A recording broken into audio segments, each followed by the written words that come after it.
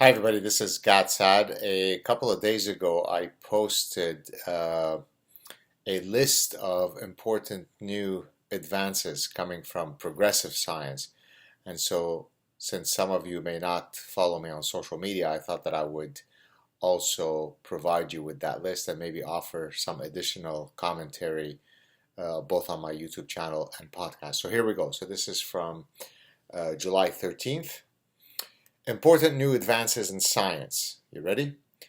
Number one, men can get pregnant, menstruate, and have abortions. And as we know, a few days ago, you remember there was the exchange between Senator Josh Hawley and a professor of law from Berkeley, where she thought that him arguing that it is not true that men can be pregnant will increase the likelihood of trans people being killed. So it is clear now, it is settled science. Number one, men can get pregnant, they can menstruate, and have abortions. And as someone who applies evolutionary biology and evolutionary psychology and studying human behavior, I can completely confirm that people get pregnant, people menstruate, people have abortions. It's not specific to one sex or the other. That's absolutely settled. Number two, national borders are racist. And also, if I can add, walls don't work in stopping people from coming in. So just like, for example, it makes no sense to have a safe to protect your diamonds because safes don't work. Doors in front of your house don't work. Gates don't work. That's why the billionaires don't have walls or doors or private security. So national borders are racist. Walls don't work. All people are legal. There are no illegal humans. That's just science. It's logic. It's reason. How would a massive wall stop people from getting in? It makes no sense. It's not scientific. So that's number two. And you'll notice that each of these absolutely settled scientific matters tend to come, not tend to come, they all come from one noble party, the science party. Number three, the scientific method is one of many ways of knowing. This is something that I cover extensively in the Parasitic Mind, whereby the scientific method, by virtue of it being tainted by, it being having been promulgated by dead white men, it's only one form of knowing. There is other ways of knowing. Postmodernism argues that there are no universal truths. Everything is subjective, everything is relative. There is indigenous knowledge, which it's not indigenous knowledge in the sense that indigenous people have flora and fauna specific knowledge because they've lived in a particular ecosystem. It's just a different way of knowing. You could maybe do tribal dance, or there are just different ways. There's maybe a Lebanese Jewish way of doing science that's different from the scientific method. That's why the noble people in South Africa, University of Cape Town, I think, started the hashtag science must fall, because the scientific method, as I said, is tainted by white supremacy. That's just science. Number four, obesity is not unhealthy. It is body positive. That's why I realized that I was completely wrong to have lost 86 pounds, because there's absolutely no link whatsoever between being 400 pounds. Take, for example, Lizzo.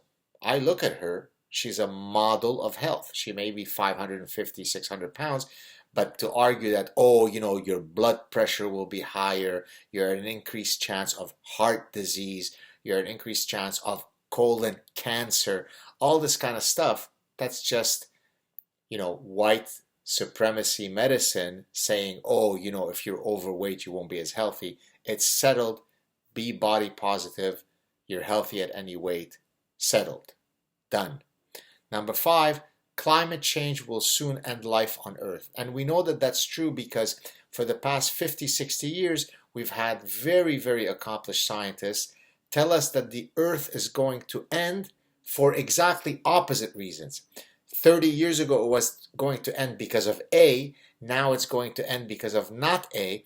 And if you question the urgency of those claims, And if you want to have a conversation about should we spend $100 trillion over the next 80 years to bring down the temperature of Earth by 0.02 degrees, you shouldn't have that conversation because it's all settled. Not only the science is settled about climate change, but what public policies we should institute is also settled.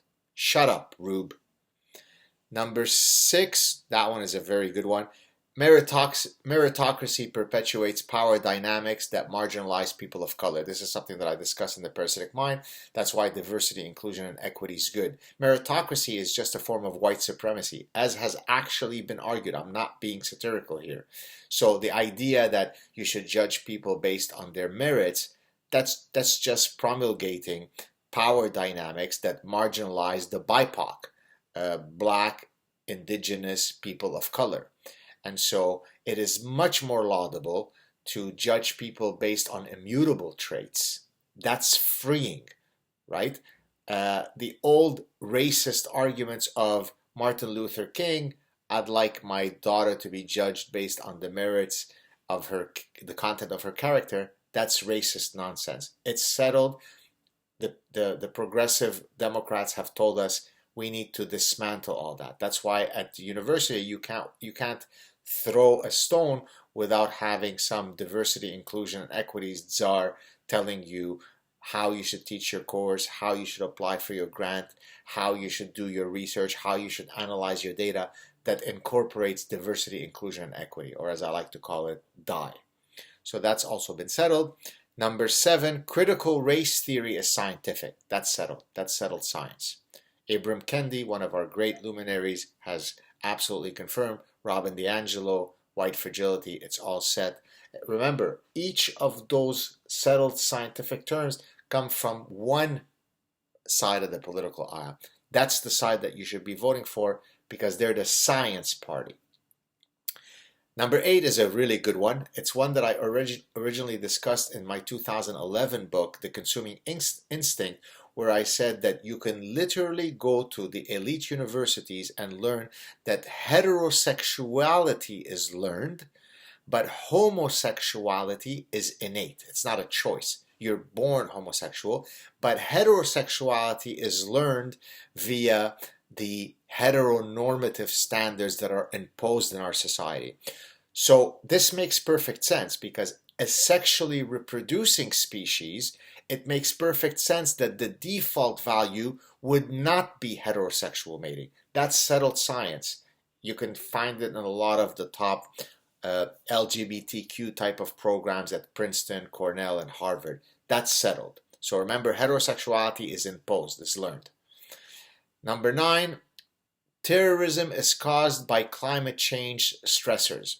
So for example, when you have 37,000 plus terror attacks since 9/11 alone, all across 70 plus countries, all in the name of one particular religion, the perpetrators of that terrorism tell you exactly why they're doing it because of their religion. That's not true. You have to listen to the nuanced thinkers of the West who tell you the reasons why they're doing it. They're marginalized, they're beard bullied, they have lack of art exposure, and of course, climate change. Bill Nye, the science guy, explained to us very clearly the Bataclan terror attack in Paris could have very well been, as he explained, committed because of lack of solar panels. You can find the reference in the Parasitic Mind, or you can just now do a Google search and you'll see how he linked a terror attack to solar panel that led to the drought from Syria and so on. That's settled. Terrorism is related to climate change. Number 10, evolutionary psychology is quack science. Okay? Because applying principles A, B, and C to argue about the mating behavior of every single sexually reproducing species on Earth, that's science. If you apply the exact same principles A, B, C, exactly same epistemology, same methodology, same theoretical and conceptual development, everything is the same, but you now apply it to the human condition, to human mating, then it becomes quack science. Because the party of science knows that Evolution stops at the neck. So it might explain why you have opposable thumbs, but to argue that the most important organ that defines your personhood, which is your mind, is due to the dual forces of natural and sexual selection, that's just quack science. And I have tons of fellow academics and fellow scientists who tell me that I'm quack scientist because I apply. What do I know about evolution? I mean, I'm just a professor at the business school. So we know that that's just, by the way, on the hierarchy, the professors at the business school rank very highly. They get paid the big bucks because we actually teach and research things that matter. But no, the folks who are geneticists who apply evolutionary theory to study plant physiology, they can apply evolution. If I apply evolutionary theory to study economic decision making, that's quack science. Got it? Number 11, feminist mathematics is an important subdiscipline of mathematics. By the way, if you think I'm being satirical, there literally is feminist mathematics. As someone who studied mathematics in university, there is no field that is more free of your personal identity or your political ideology more than mathematics. Mathematics is defined as a closed axiomatic system. Your personality, your sexual orientation, your skin color doesn't matter to the distribution of prime numbers. But even mathematics has been parasitized by all this stuff. Oops, sorry, I didn't mean to say that. Mathematics has been illuminated by the liberating framework of feminism. And this is why a few years ago I introduced a new field which I call social justice mathematics, whereby, for example, we get rid of terms like irrational numbers, because irrational marginalizes people who have mental health disorders. So I went through a whole list of mathematical properties that we have to eradicate in the pursuit of social justice. Number 12, there are no human universals. Every human phenomenon is constrained by its cultural context, right? So again, this kind of relates to evolutionary psychology. What do you mean there's a human nature? What do you mean there's a shared biological heritage? There is no such thing. Biology doesn't matter when it comes to studying human behavior, as is explained to me by so many of my lovely haters and trolls, including some academics, for much of my 30-year career. Biology is not relevant to the studying human behavior, and certainly not for someone who's at a business school. I mean, what do business school professors know about human behavior? You know, the thing that makes the entire globe go around, which is economic behavior. What do we know about behavior? All right. Next, oh, this is a good one, but this one is absolutely settled. Inflation is largely caused by Putin. It's not caused by you printing massive amount of money so that there is massive amount of money that's circulating. That's quack. Inflation really started globally with Putin's hike. Even if we've got longitudinal data that shows that this is completely falsifiable, that's your lying eyes lying to you. So why are you suffering right now when you go for the gas pump? Putin. Why are eggs costing you more? Putin. Why does your espresso cost you more? Putin. Inflation equals Putin. That's science. Shut up.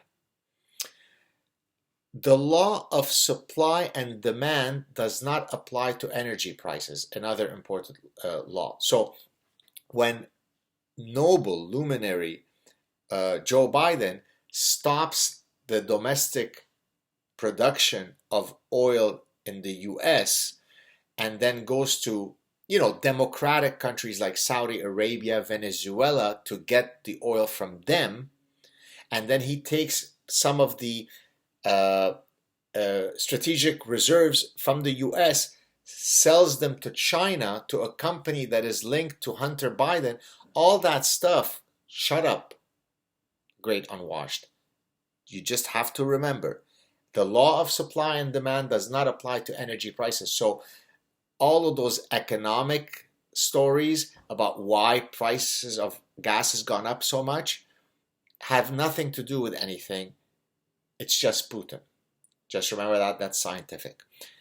Number 15, true socialism is the means by which to maximize human flourishing. So even though there's been innumerable cases throughout human history over the past 100 years where people have tried socialism slash communism, and it has always ended in failure because socialism, communism is antithetical to human nature.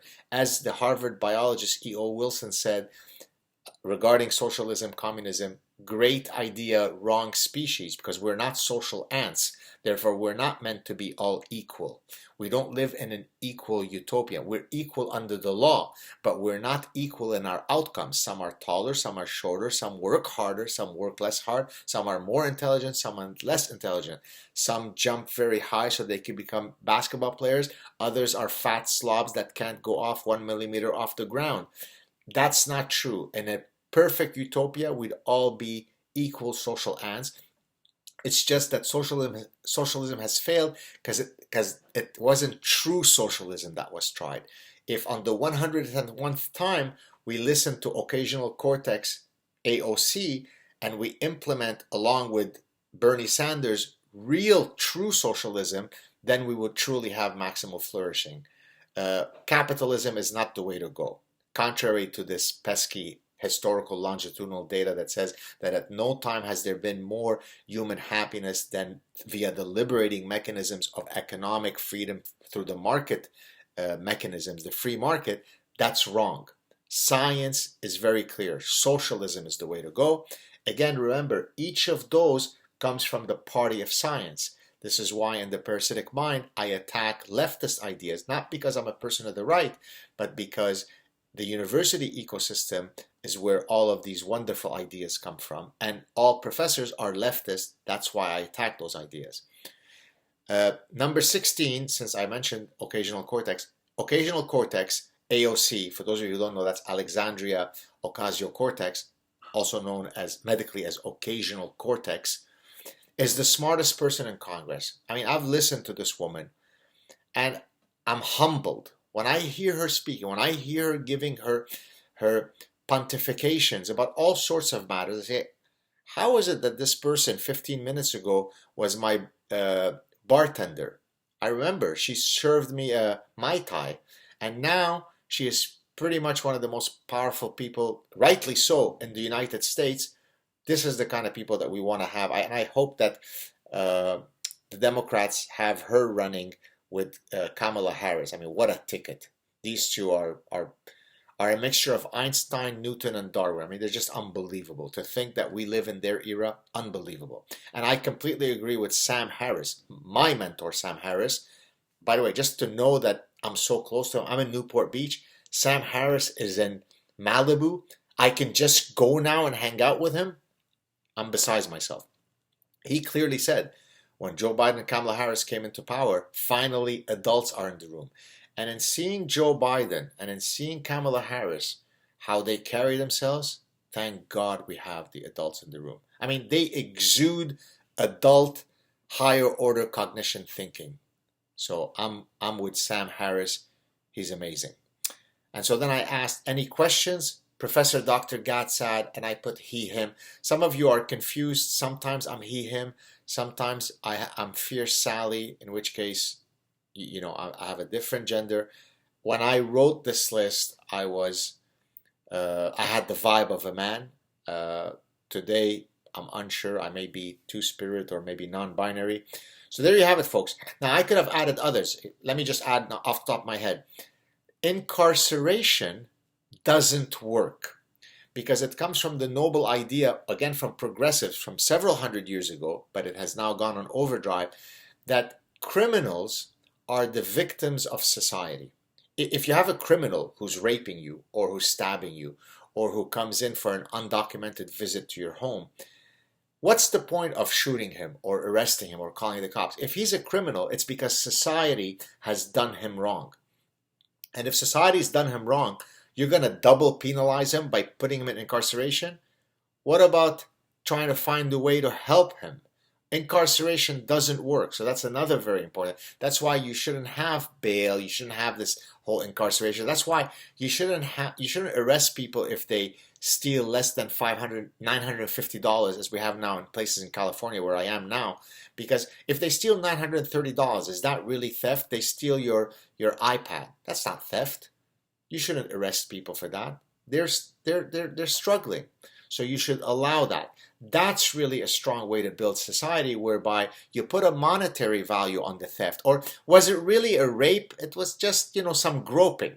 So, that's a judicial philosophy that works. Don't punish criminals, because we know that humans don't react well to consequences. If you do this, we'll do that. If you do this, we'll punish you. Rather, peace through reggae, peace through love and music. That's why we've got all these DAs in California that are doing a great job letting out tons of hardened criminals into the street. And then we're seeing that crime goes down when you let out tons of criminals from prisons. That works well. Again, remember Thomas Sowell, the vision of the anointed from the mid-90s. What was he talking about? There is a set of anointed people that are above this thing called reality. They have a set of ideologies, and it doesn't matter what human nature is. It doesn't matter what empirical data is. Their ideology supersedes this. This is why in the Parasitic Mind, I talk about linking ostrich parasitic syndrome to Lysenkoism. Lysenkoism is what? Lysenko was a geneticist in Soviet Union who said, no, this whole Mendelian genetics, that's wrong. It doesn't fit with our Marxist ideology. So my ideology supersedes the basic laws of genetics. And then, of course, maybe 20, 30 million people died of famine, but the ideology won at the end of the day. So that's why we have to follow progressive utopian leaders who are not bound by reality. They're not bound by an understanding of science. They create their own science. They are the science club. They are the science party. You get it? So there you go, folks. If you are into science, you want to be supporting the party that says that men menstruate, that men have babies, that men can have abortions. That's the party you want to support. Have a good day, everybody.